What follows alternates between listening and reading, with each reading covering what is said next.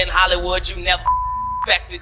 They be having these big parties, and the mansion party, the whole mansion is a party, and then it's a separate party in the little rooms. I ain't been famous that goddamn long. I'm excited in a mother mansion party. You be looking at all the goddamn rooms, and you and look in the wrong room, and all of these big dick deviants is all catching hell in 2024. It's up for all of them. It don't matter if you Diddy or whoever you is. TG Jakes, any of them. All lies will be exposed. That's all.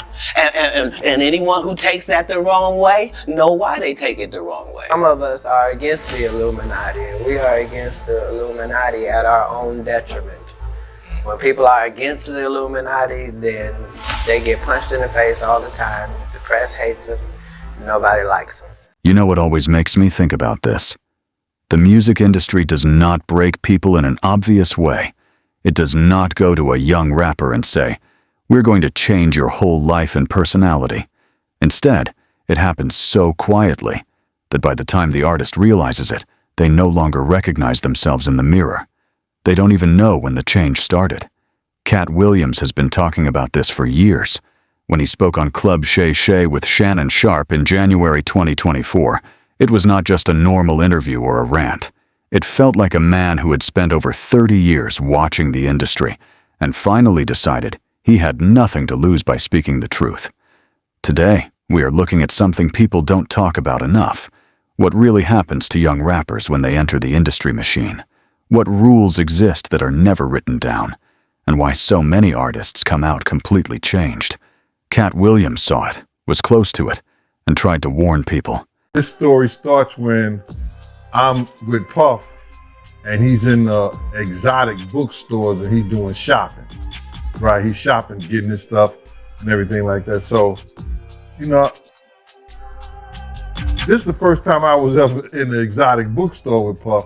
So, you know, I'm giving him his space. He's taking things off the shelves and stuff like that, because they gave him a brown paper bag. When they gave him a brown paper bag, he was just putting stuff in there. So I said, damn, you know, he got to go put it on the counter and, you know, show everybody what he's getting.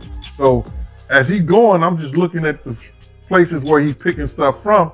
So there's one part he picked up some things from up here on my left side. And then he picked like quite a few of them down. I'm like, okay. He put them in the bag. So when I went by there and I looked up there and it said butt plugs. And I was like, hey, yo. I was messing with him. Because people don't understand, you know, we was like friends. He was a part of the same gang. So I'm still gonna tease him. I'm still gonna mess with him and everything like that. I could do that. It wasn't just no security thing. So I said, yo, what are you getting this for? And it said butt plugs, and he was like, yo, can I do my shopping by myself? I said, yeah, you can do it by yourself, brother. And he started walking and everything like that. When he got I just waited at the counter. When he got to the counter, he didn't even have to show the guy nothing. He just gave the guy a wad of money. I mean, like, he gave the guy a stack, something like this. And Puff wasn't the dude that carried no 20s and no 50s and nothing like that. And I mean, like, he just said, boom. And we walked out the store.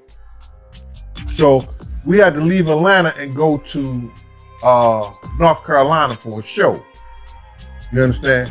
And it was him, this rapper, Sarah, and this other girl. We all got on a G5 jet, and we flew to G4 jet, and we flew to North Carolina. So later on that, I think that afternoon, same day, this rapper and him, they all in the room together. You know, it's Sarah, the girl, Puff, and this dude, this rapper. So I'm here at the door and stuff like that. Like, yeah. So then next thing you know, somebody rang the doorbell. We had the presidential suite where we was at. So I opened the door, and the dude said, yo, I'm here for my cousin. I said, who your cousin? And he said, Ja Rule. I said, well, he busy right now. He said, he busy doing what? I said, he with Puff. They're in the room, they busy. They don't want to be bothered. He said, well, I'm going in there. I said, bruh, you ain't going in there because he told me they don't want nobody to be bothering them. He was like, yo, I don't care, man. I'm going in there. That boot like that. I said, yo, bruh, Jesus Christ had to come down here and take the air out of my body before you get in that room right there. Watch. He tried to bum rush me. I grabbed him and threw him against the piano. When I threw him into the piano, Puff and Ja Rule runs out the room. Puff got his towel, Ja grabbing his towel, but they butt the naked. And so then Ja was like, yo, what's going on? Yo, G, that's my cousin. He know me well. You know, and Puff was like, yo, G, what happened? I said, he tried to get in the room. I told him he couldn't get in the room. He was like, Puff looked at Ja. He said, yo, Ja said, you ain't want to go in that room because there's a lot of freaking going on. Let's start from the beginning, because this is the part most people ignore. Imagine a teenager, maybe 17 or 18 years old, who has been rapping in his room, on the streets, and at small local shows. People around him know he has talent. Then one day, someone with a nice car and business card shows up and says a record label is interested. That is all it takes. For that young artist, this is not just an opportunity, it feels like the only way out of his situation. So he signs the deal. Not every deal is a trap. Some artists do fine. But Katt Williams was talking about something deeper, a system that sometimes shapes the artist before they even understand themselves. It builds an image around them and slowly controls their direction. By the time fans see them, they are already the finished product. Katt also said he turned down $50 million 4 times, which shows how big the pressure can be. The real question is what it costs a young artist to say no when powerful people are involved, and everything about their future is controlled by contracts, money, and industry decisions. And Miami, all that is the same, bro. Nobody wants to be near him. Nobody wants to touch what he touched, be where he at. You understand? It's crazy, bro, how his fall from grace, which was never from grace. It's just like the devil just kicked him out of hell. Because he was never in nothing graceful or did anything graceful. You know what I'm saying? I don't care what you say about, okay, he did the music, he had the bad boy legacy and everything like that, man. But, you know, a few albums, a few people, you know, made to be famous, but they not here to tell their story. Black Rob, Biggie, Craig Mack. They not here to tell their story, bro. And now you got everybody telling his story. Yeah, and I know 50, he did a recent interview with US Weekly saying that the reason why rappers are quiet about, you know, Diddy's situation is because they been to his parties and they don't know what got caught on tape.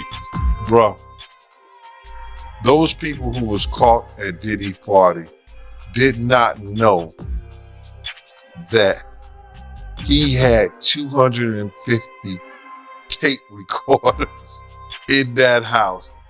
Now, that's a big house. But he had 250 tape recorders in that house that they took, that the feds found. So now with them finding all that and you being at a Diddy party, you know you may have done something that was caught on one of those tapes. You just better pray to God that they don't recognize you.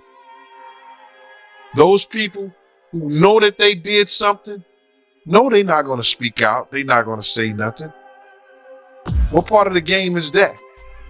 They are not going to come forward and tell on themselves.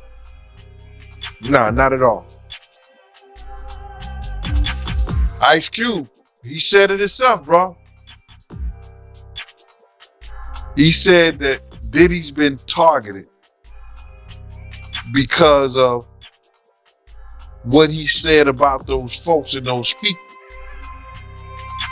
Now, the people who was on those tapes may feel like Diddy might be targeting them. Because if he's asked about who is this, who is that, and he's under oath with the federal government, he got to tell them. He's not going to plead the fifth. Yeah, I know that got to be a terrible feeling, man. You know you did something wrong at Diddy party, and you hoping and praying that it's not caught on tape. But they don't think they did nothing wrong. That's their lifestyle. That's their lifestyle, bro. I ask guys all the time, if two men lay down, how many homos get up? What you mean? I mean what I mean. It's what it is. When Katt Williams talked about refusing invitations from Diddy, he was not sharing a funny Hollywood story. He clearly said that Diddy would invite people to parties, and you had to know when to say no, and he did say no.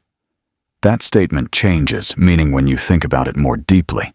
It suggests that people who kept going to those events may have benefited in the short term, getting connections or opportunities, but the long-term effects are now being questioned.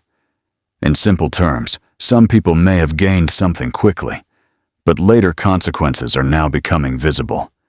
That is the part people are thinking about today. Anything that surprised you when you were watching? I think it was surprising that he actually filmed it. It was very interesting to watch a man who's known for his brand presence. You know, he has a really amazing knack for marketing and all of that, and how he was sort of taking that into account in how he was coming off to the public.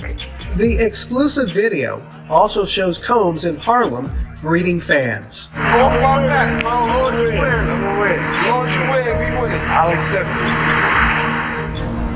I need some hand sanitizer. Hold on. I got. I've been out in the streets amongst the people. Yeah, I gotta take a bath. Like the amount of people that actually I'm coming in contact with, like that's what I have to do. You know what I'm saying? Oh. It's like 150 hugs. You're a public person as well, and there was one instance in Harlem, and his reaction when those people Went away. Got in the car and said, I feel like I need to wash, like I'm dirt. That was, it should show you his character. was that the reason for including it? Yeah, I mean, what's the odds that you would do that in front of the camera? Like that's one of the moments where he forgot he was on tape. How do you respond to people who say that it's more about the disdain that you have for Sean Combs than it is for giving the victims a platform? What they consider a pre-existing beef, right? For 20 years, right? It's me being uncomfortable with him suggesting that he takes me shopping, or I looked at it like it was like a tester. Like maybe you'll come play with me type of thing, right? And it's not personal. I think it's important to also let people know that the show is not completely the perspectives of people that did not like Sean. We weren't trying to just get the highlights, the salacious details. You know, that the real goal was to storytell. And not everyone needed to have an allegation to be a part of this project. The 4-part series also features 2 jurors from Combs' trial who are speaking for the first time about how they reached their mixed verdict, finding Combs guilty of 2 prostitution offenses, but clear of racketeering and trafficking charges, both sharing their thoughts on the relationship between Combs and singer Cassie. Juror 75 describing them as 2 people in love, and Juror 160 saying in part, domestic violence wasn't one of the charges. Cassie, is she a victim in all this? I believe Cassie's a victim in all this because she came in she's like 18, like 19 years old. In the very beginning, after a while, over time, conditioned for it. The goal of what the film is trying to do is to let the audience kind of come in to ask questions like, were their decisions colored by certain things, and who got the benefit of the doubt, you know, in that courtroom? Do you think that hip-hop culture was on trial as much as Sean Combs was? Not all. Look, if I didn't say anything, you would interpret it as the hip hop is fine with his behaviors. There's no one else being vocal. So you would look at it and just say, because that mind your business, or let me not say nothing about nothing, or those things, it would allow the entire culture to register as if they're for that behavior. If Sean Combs watches this, what do you think he's going to feel? Like, wow, this is amazing. I think he's going to say this is the best documentary I've seen in a long time. Because you'll see people saying that. I mean, he may feel a different way about pieces and bits of it, but he knows the truth. For a young rapper who is barely 20, especially someone who just came out of a difficult background, being in rooms with powerful people is very hard to understand from the outside. The pressure is not always direct. Sometimes it is just the behavior of everyone around them. If you hesitate, you are seen as difficult. If you say no, you are seen as ungrateful. Slowly, you feel like you must go along with things to keep your position.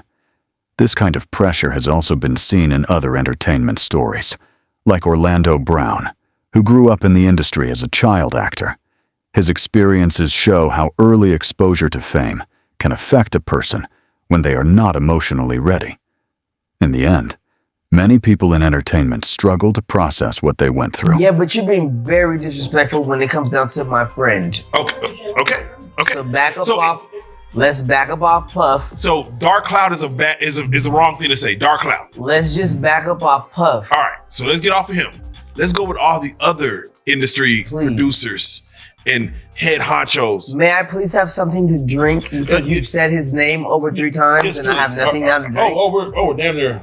Yeah, somebody has to do something. Yes, You're being definitely. very disrespectful when it comes down to Bad Boy, Revolt, the entire fucking empire. No, I don't want a water. Mace might disagree with you. Mace might disagree with you. He might say, hey, when you say names like Puff, Don't get mad at me. That Mace? that Mace. Yeah, thank you. I'd rather do a Sprite. Yes, thank you. Take care.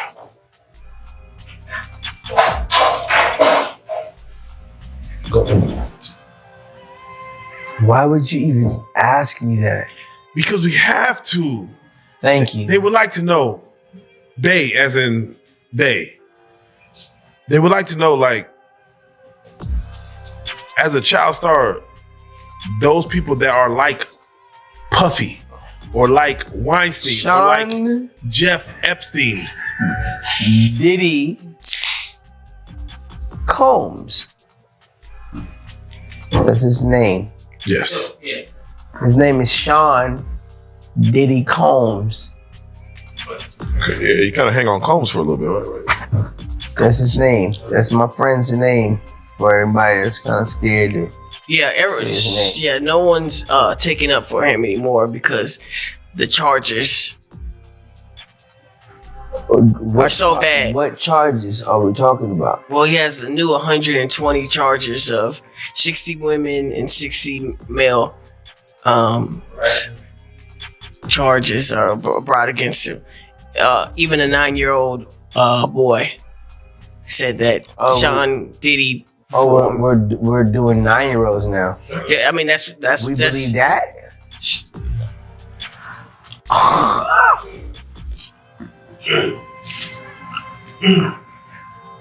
Even in Louisiana, we believe that. It's Texas. Oh, we believe I'm saying we believe that in Louisiana. 9 little year old babies, and that's what we doing. That's what you believe we doing? We don't believe nothing until it's something. I'm saying like 9-year-old kids is what we doing. No, I don't believe it. Out of the blue. Out of the blue. I don't believe it. But what makes a 9-year-old come forward and say, hey, when I was 9? But bro. Now apply the same idea to young rappers. Many of them start with a strong personal identity, their own style, voice, and way of making music. But after 1 or 2 projects, something changes. The music feels less personal. The image looks more planned. The interviews sound more careful. the lyrics become either too safe or strangely different. Katt Williams has said the industry can slowly replace a person's original identity with a manufactured version. Not physically replacing them, but changing how they are presented to the world. Over time, the promoted version of the artist starts to look less like the real person. Some conversations in hip-hop also mention pressure around image, identity, and industry expectations. These topics are sensitive, but they show how complex the entertainment world can be when power and control are involved. Diddy gave you ooh squash, Man, it was a night of great slip and sliding them. It was a night of great slip and sliding them. Okay? A lot of baby oil. No. A lot of spit. A lot of spit where I come from, brother. Okay? A lot of spit. Teach you niggas some long time ago. Okay? Yeah, it was a lot. He was slipping on my tongue. Like this, slipping and sliding. Did he ever reach out to you about that? After that went Nah, viral? he be laughing about a lot of you know what I'm saying? Like the thing about it is like, you know, like it's not it's not funny to anybody but us.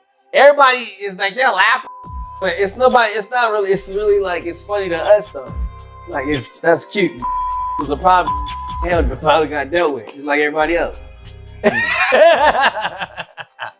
I'd have got dealt with if it was a big problem, but it's funny though, you know, because how else am I supposed to express somebody in their downtime being beautiful? And I have an eye, like I told you, I asked God for sight. You know what I'm saying? So if I know that, let's say if I know that Beyonce, or no, let's say Janet Jackson is Diddy. Let's just say Janet Jackson is the real Diddy, right? Which she is. And so the things that Janet has on people because of her and I'm able to identify her in her downtime as Janet Jackson, but I also know that she's Diddy. It's kind of crazy for people to not understand it themselves. You think at that level, she has one level of life? You're naive. You're very naive and you don't understand how much we've evolved as a people. When you go look for somebody to marry, you don't find them by looking for what they have. Seek ye first the heart of the person, and everything else shall follow.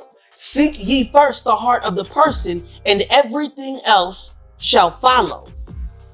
They looking for money. They looking for that sex. They looking for that $1 million jet, that $1 million cars and shit. They're not looking for no Janet Jackson. Brother, if they was looking for Janet Jackson, she would be happy. She wouldn't have the whole world on her head right now, which is why she's in trouble. You trying to kill Orlando? Why'd you say Janet Jackson's the real Diddy? Because that's what I said and I meant it, and it's the truth. You're not Diddy. You just try to kill me. That's it. You know what I mean? Like, you like he was like we the party people night and day, living crazy, that's the only way out tonight. I should get a little thumb down and just enjoy yourself. Gonna move, yeah. That's you, cuz. I mean, yeah. It's not so bad at all. If you live it up, that's me. Live it off the wall. Yeah, nigga. The main question is not about who someone is or what they believe. It is about whether their choices are truly their own or shaped by pressure. There's a big difference between someone naturally becoming who they are and someone being pushed or guided into a certain image because of business decisions. This matters even more because many artists are teenagers when they enter the industry.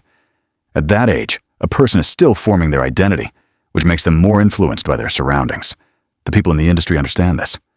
Over time, discussions about these pressures have existed in entertainment circles for years.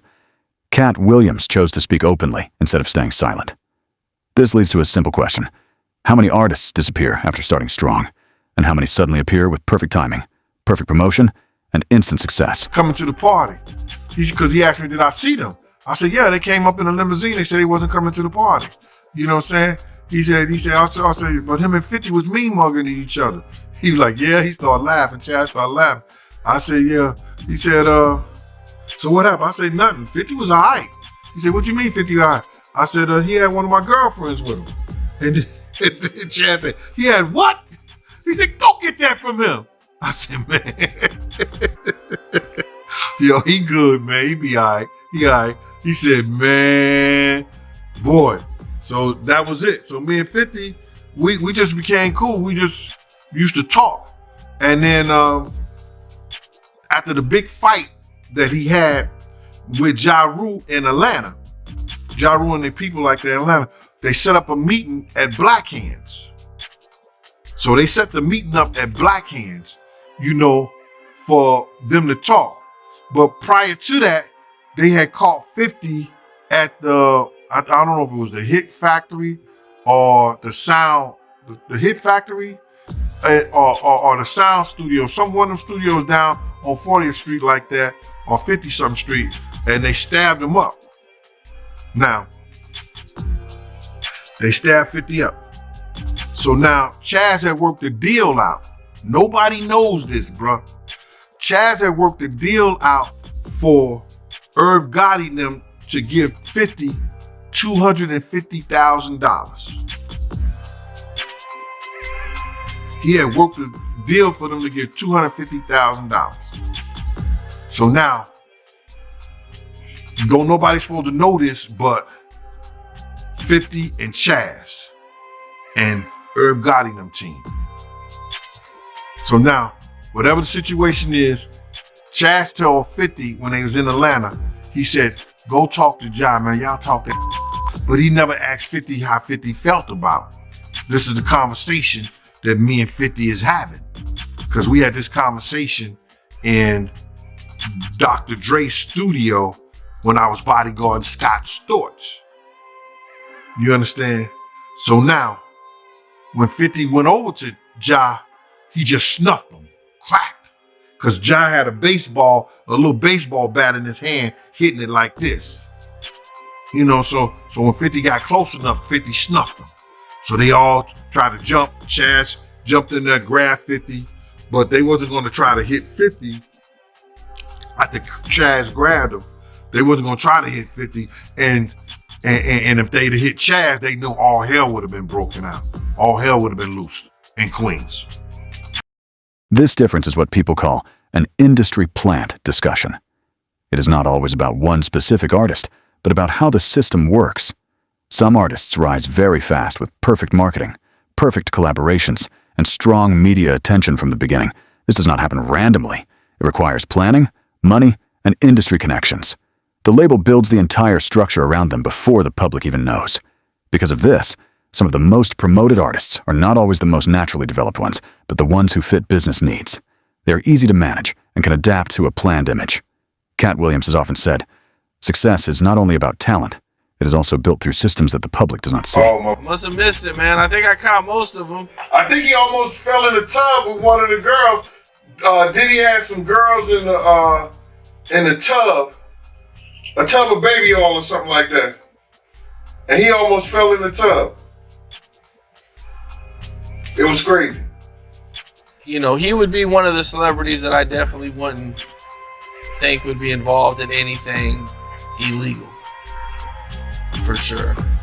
But you gotta realize this, man. People who get caught up in certain those things like that, those parties and things like that, is that they don't go there looking for that stuff. You gotta understand, they get caught up in the moment with the alcohol, the drugs, and then certain bottles that are laced with certain things that take you away from your normal self. And you end up probably doing something that you probably never do again in your life. You never get caught up in those things ever before. There are a lot of celebrities that go to these parties like this. And they not only Diddy parties. I went to a party before and You Can't Handle the Truth and King Kong Ain't Got Nothing on Me was at one of those parties. I was bodyguarding one of the girls. So what I'm saying is that it's rampant, and this was years ago. This was over 20 years ago.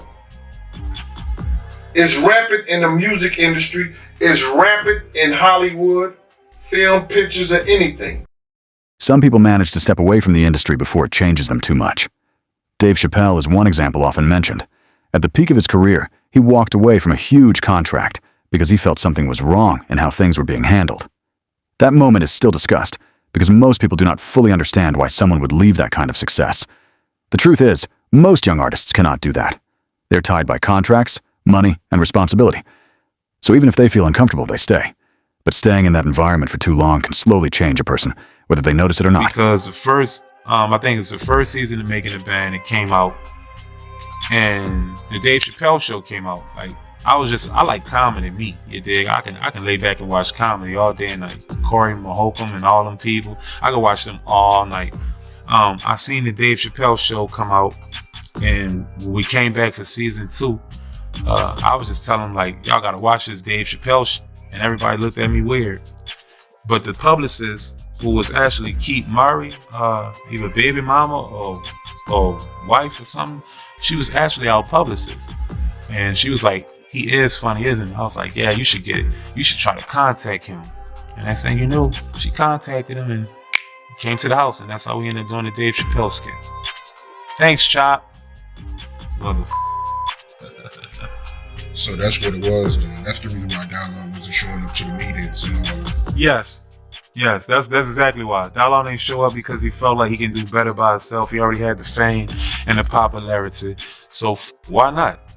You dig? And to me, honestly, I should have done the same.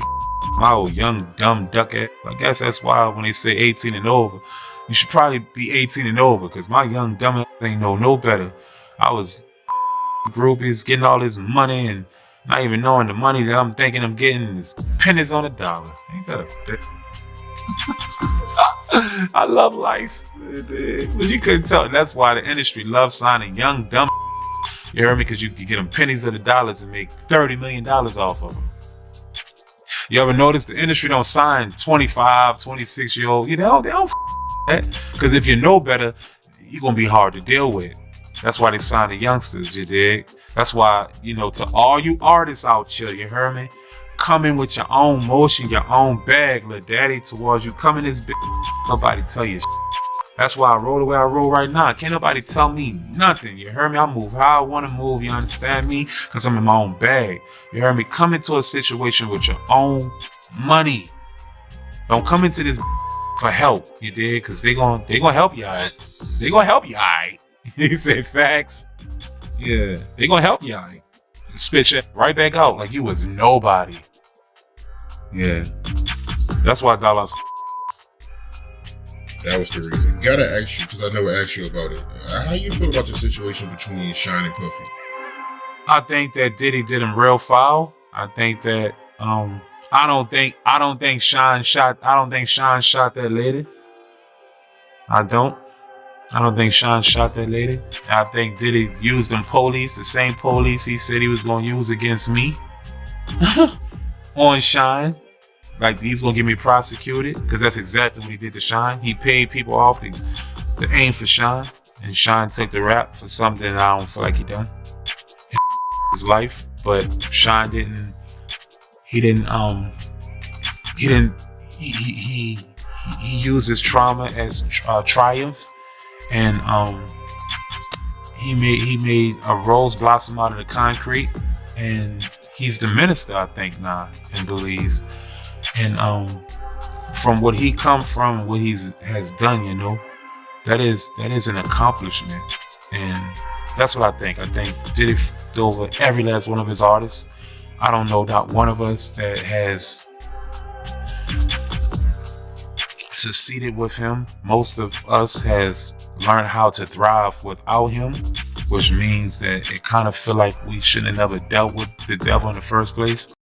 Most young rappers cannot simply leave when they want. Contracts, financial pressure, and obligations keep them inside the system. Over time, this environment affects them. When people talk about Katt Williams, many focus only on the shocking parts of his interview, but there is a deeper message. He has spent his entire career refusing to follow industry expectations and has accepted the cost of that decision. Every time he said no to major opportunities, he lost something in return, but he stayed true to his choices. That shows how every decision in the industry has a price. Some doors close when you refuse to Brave compromise. statement. A lot of people blame me for what has become of Lauryn Hill. And the fact that she's not out and about in the music industry. If you've read this far, you have to understand she and I had a very complicated relationship, and I take my blame, I'll take my blame for my side of the pain and confusion. No doubt my marriage hurt her, but the fact that she more or less left music behind can't be explained that simply. Why did you put that in there? Well, it's important because, once again, I'm not putting anything in there that you didn't speculate or that you didn't talk about or like you didn't know. Like, you know, it's like you have Marvin Gaye, Tammy Terrell, you have Prince, Sheila E. This is not, you know, it was important because, right, when you in a group and you inside of a 24/7, you're in the studio and you're doing music, you know what I'm saying? And you're like 19, 20 and you catching a vibe. And every day, I mean, I don't know if you've seen Lauryn, but this was a hot chick, you feel me? And I'm a hot dude, so we vibing, you know what I'm saying? So you vibe automatically, right? There's always gonna be some form of passion, which happens. Now with this romance, you never know how far it's gonna go because you know, I'd say like, you know, you young and dumb at the time and want to. I don't want to say the other word, but it's sort of like, it was important to put that in there because somebody was reading and said, oh, okay, actually there was a relationship. But the thing is, past the relationship, I can't be blamed for the future of an individual. Because at the end of the day, if she picks up the phone right now and say, yo, I need your help with something, I will jump in 2 seconds to do it. If Prize needs something, I'm gonna do it because at the end of the day, this is the original form of from where the music came from. Okay, one more thing about this subject. We all loved that album, Miseducation of Lauryn Hill, but it was largely about you, right? So while we all loved it, how did you feel about it? You know, this the way that I can answer this question, because I'm a big fan of Bill Clinton, you know, and when they asked Bill Clinton the weed question, what did he say? He didn't inhale. Yeah. I mean, that's my answer for this. I didn't inhale. You know, like, I don't know what you're talking about, man. You know that is an answer. Millions of people watched that interview, not just for entertainment, but because it felt like someone was finally saying what many had suspected, but never heard directly. The music industry is not simply good or bad. It is a business driven by money and power, and young people are often the ones most affected by it. Katt Williams is not perfect, and he admits that himself, but he helped people understand something important. The industry changes people slowly over time. Some artists manage to stay true to themselves, but many do not. In the end, it makes you think about the role of the audience, too. The more we consume, stream, and support, the more we also participate in the system that shapes these artists.